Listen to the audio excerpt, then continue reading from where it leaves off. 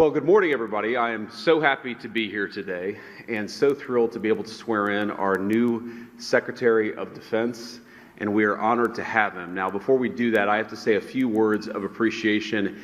First, of course, to the President of the United States for nominating a person who is respected and adored by the warfighters. This is a Secretary of Defense who will stand up for the men and women that we send overseas to fight our nation's wars. I think a lot of them feel that they haven't had somebody who's had their back. That will change because the President of the United States nominated this guy, and we are grateful to President Trump for doing so.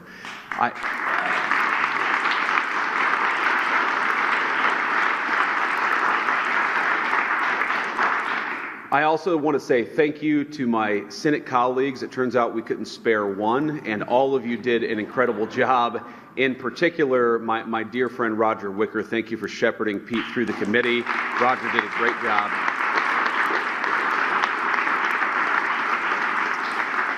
And in addition, all of the members of the Senate Armed Services Committee, who I know gave Pete the vetting and the hearing that he deserved, and I'm glad that we all ultimately decided that the President's nominee for Secretary of Defense ought to be our actual Secretary of Defense, and we're here today. I'm going to say one final thing. If you look at what has separated President Trump from so many of the people who came before him, it is the view that, number one, we should be sparing in how we deploy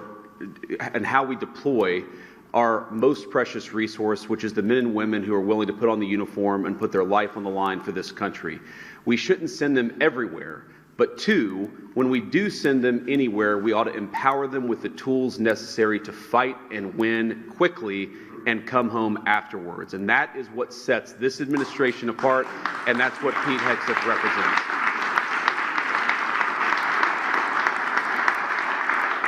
Now, finally, I, of course, have to thank the nominee himself. Pete, thank you for being willing to put yourself out there. I think you've shown yourself a man of deep character and of resolve over the last few months. Jennifer, thank you for standing by, our new Secretary of Defense, and your beautiful family, from your kids to the extended family. You guys did a hell of a job. We're proud of you, and we're glad to have you in Washington as we work to make America great again. So with that, let me administer the oath of office. Kids, come on up.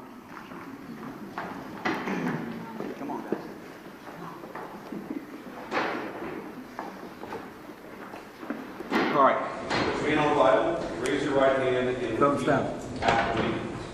I, Pete Hegseth. I, Pete Hegseth. Do solemnly swear.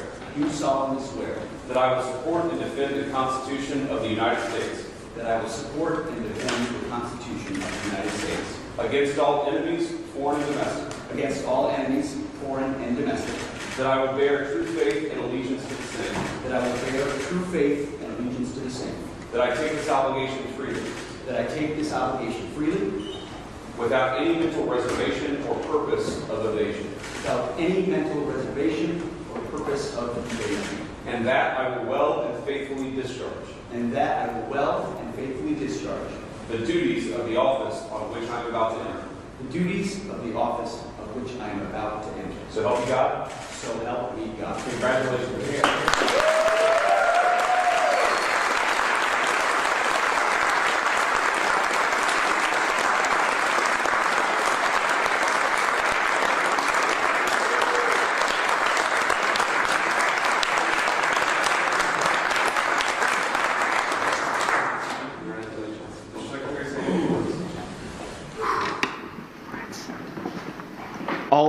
All praise and glory to God.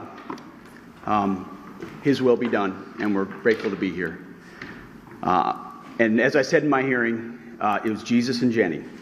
I would not be here without you, sweetheart. Thank you so much. I want to thank the President of the United States, our Commander-in-Chief, Donald Trump. We could not have a better Commander-in-Chief than him. It is the honor of a lifetime, sir, to serve under you. We look forward to having the backs of our troops and having your back in executing peace through strength, in putting America first, and in rebuilding our military. Mr. Vice President, thank you for breaking the tie. It's not the last time, or not the first time the headline reads, Junior Enlisted Marine bails out Junior Army Officer. And, you know, some people were saying, well, 50-50, that's too tight.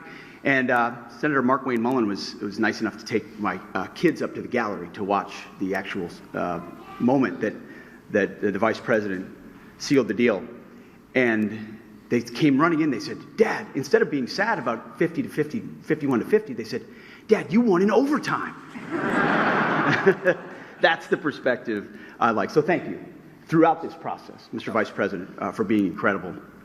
I also want to thank the chairman of the Senate Armed Services Committee. So many members of the Senate Armed Services Committee, we became fast friends in this process. The advice, the consent, the wisdom, the guidance. I look forward to working with all of you and other senators to ensure the Defense Department has what it needs, that our nation has what it needs, and that we're prepared to defend it in all moments. To my staff, amazing staff who were with us this entire process, I see so many of you through thick and thin. We used to look at the betting odds every once in a while on this. It was low at one point. Never do that. But we defied them. And there were so many folks on the inside and then allies on the outside who stood by us every single moment. And we are eternally grateful for that. And I want to thank the warfighters. I want to thank the men and women wearing the uniform. And I've said this before when I speak, and I mean it. Every time I stand at a podium and there's bright lights and cameras, the first thing that goes through my head are the guys that I served with on the battlefield. The men and the women who I lock shields with and put my life on the line with, who never get the spotlight, who never have the cameras, who people don't know what they did in dark and dangerous places. But I know. And at the Pentagon, we're going to remember and we're going to know. And we're going to think about those warriors with every single decision that we make. We will put America first. We will bring peace through strength.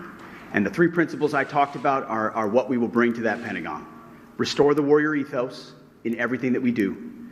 Rebuild our military. And reestablish deterrence. We don't want to fight wars.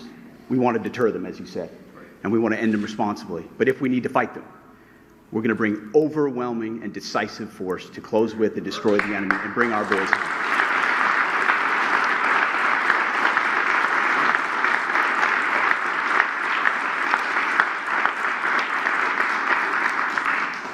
And to my other family that's here as well, who I love, it's the honor of a lifetime. And I would be remiss if I didn't note one person in this room who doesn't expect to be recognized, but Captain Araujo is here. He was my company commander on my first deployment in Guantanamo Bay.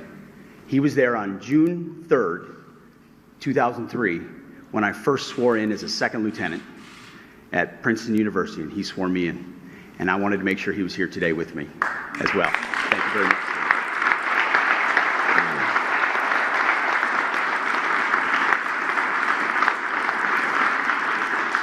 So, Mr. President, thank you very much to the American people. We have your back. We're going to get to work right away. God bless. Thank you.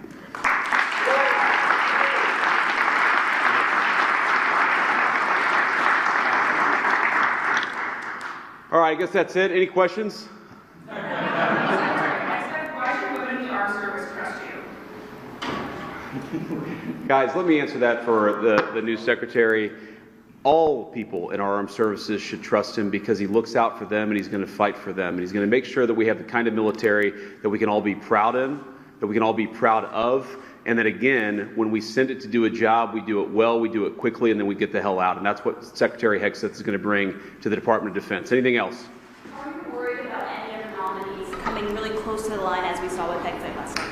You know, as I learned with the Buckeyes just a week ago, when you win the championship, you don't give a damn what the score was. We won the championship on this one. We've got a great Secretary of Defense. We're proud of him, and he's going to do a great job. Thank you all. Take care.